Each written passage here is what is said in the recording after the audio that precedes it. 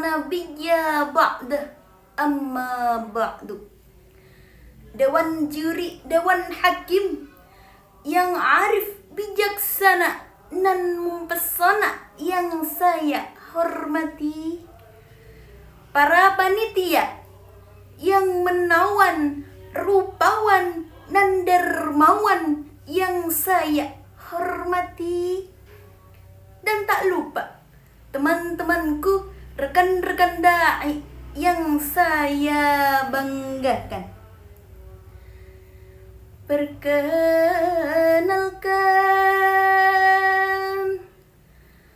nama saya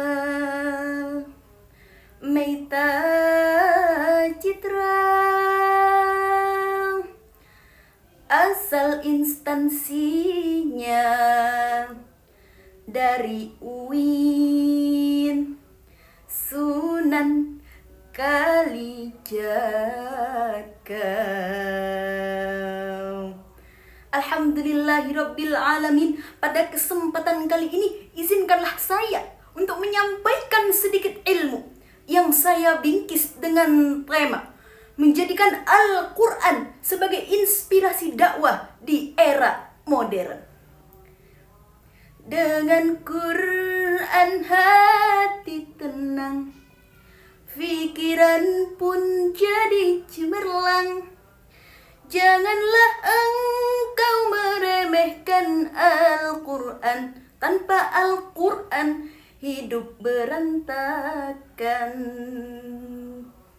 Rekan-rekan yang saya muliakan, saat ini kita sedang berada di era digitalisasi.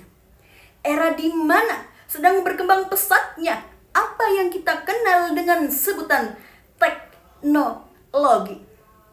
Segalanya semakin canggih guna meningkatkan efisiensi. Yang dulunya orang ke pasar jalan kaki, kini tinggal pencet ada di Shopee. Namun hal ini menjadi tantangan tersendiri bagi para da'i di era saat ini. Lalu bagaimana kita bisa mengatasi? Yakni dengan menjadikan Al-Quran sebagai inspirasi. Mengapa harus Al-Quran?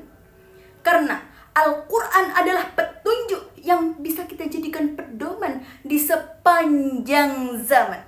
Sebagaimana Quran surah Al-Isra ayat 9 yang berbunyi, A'udzubillahi minasyaitonirrajim. Bismillahirrahmanirrahim. Inna hadzal Qur'ana yahdi lillati hiya aqwam wa yubashshirul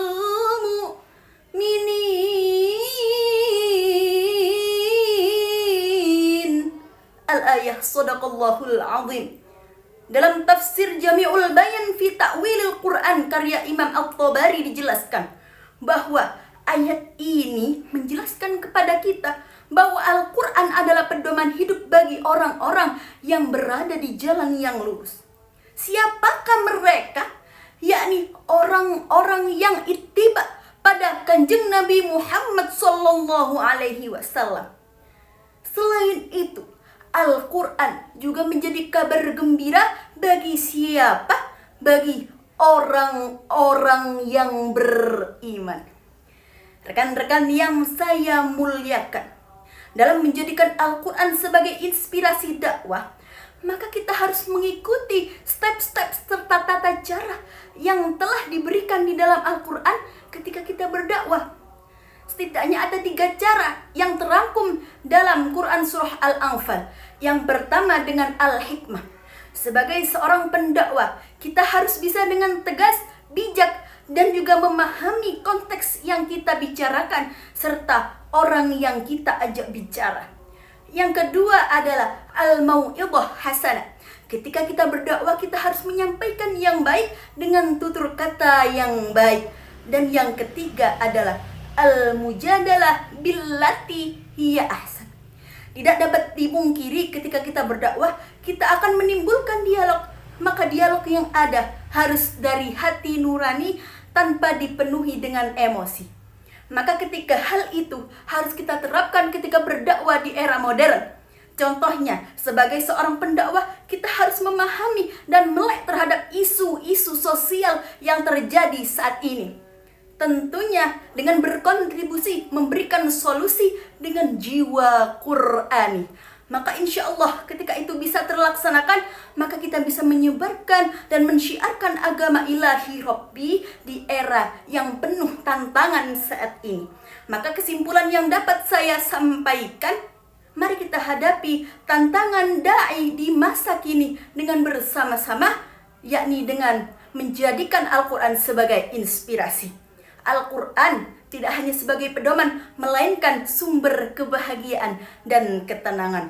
Kalau kata Maher Zain dalam syairnya, Wal Qur'anu wal furqan ilaihi tusitul akwan wa fihi tu'attarul adan wal Qur'an.